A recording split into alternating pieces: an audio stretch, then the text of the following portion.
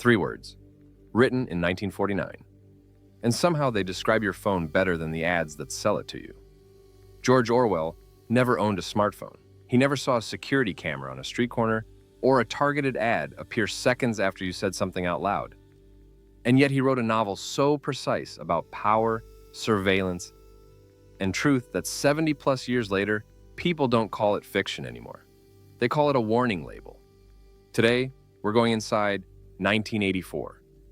Not just what happens in it, but why it still works, why it's still assigned in classrooms, still quoted in headlines, still the book people reach for when they feel like something's wrong and they don't have the words for it yet. Because that's the trick. In this book, not having the words is the whole point. Let's set the scene. It's Airstrip 1, formerly Britain, part of the superstate Oceania. The world has been carved into 3 permanent empires, locked in a war that never actually ends, because it was never meant to. Our guy is Winston Smith, mid-level nobody at the Ministry of Truth. His job, rewriting history.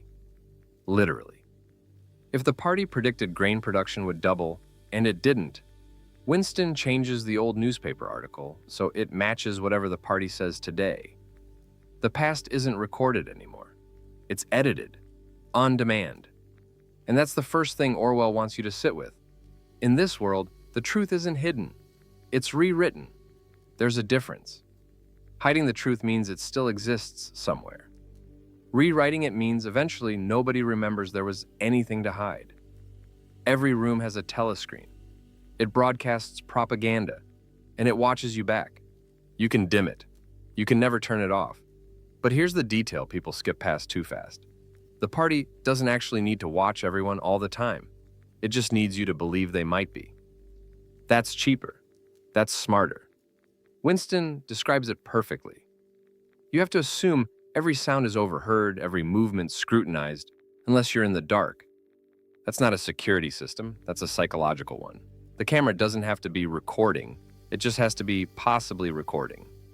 Sound familiar?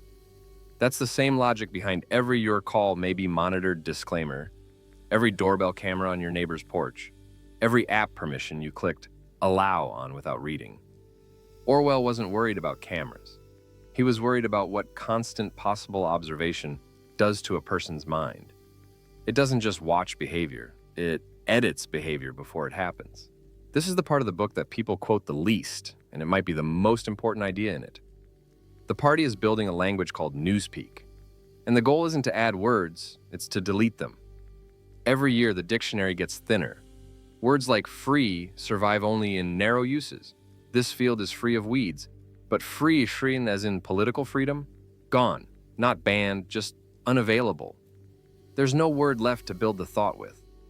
One character in the book, Syme, explains it almost gleefully. Eventually, a thought crime will be literally impossible because there won't be any words left to think it in.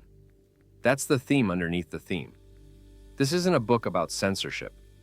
Censorship stops you from saying something. This is a book about something colder, stopping you from being able to think it in the first place. You can't rebel against a concept you no longer have language for. Now here's where it gets personal. Because doublethink isn't something the party does to people. It's something people learn to do to themselves. Doublethink is holding 2 contradictory beliefs in your mind at once, and accepting both.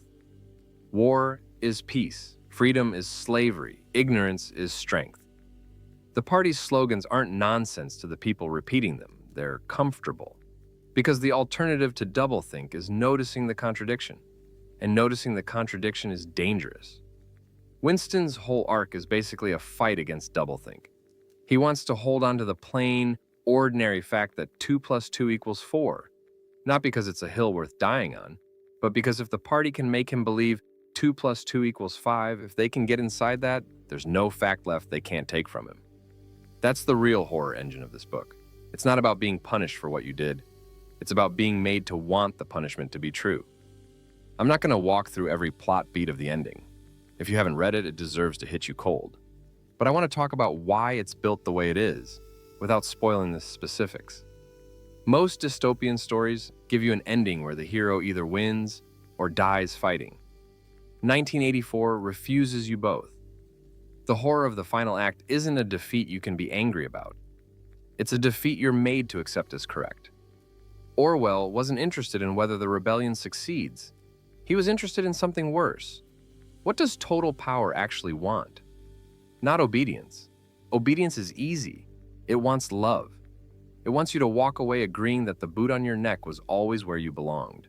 That's why the last line of this book is so quietly devastating. Go read it or reread it and notice, it isn't written like tragedy. It's written like peace. That's the whole point. That's the scariest sentence Orwell ever wrote, and it doesn't even raise its voice. Here's the thing about 1984 that people get a little wrong. It's not a prediction of one specific government. Orwell wasn't trying to guess the future. He was trying to show you the machinery, how language, surveillance, and fear combine to make control feel normal, even reasonable, even safe. That's why the book gets grabbed by every side of every argument. Politicians on the left quote it. Politicians on the right quote it. Both usually miss that Orwell's real target wasn't a party. It was the tools.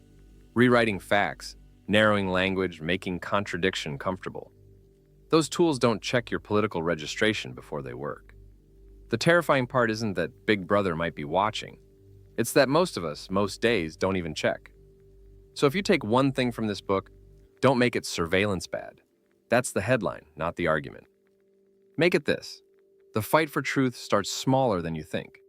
It starts with keeping the words, with saying 2 + 2 is 4 quietly, even when it's easier not to. If you've read 1984, tell me in the comments, what's the line that actually stuck with you?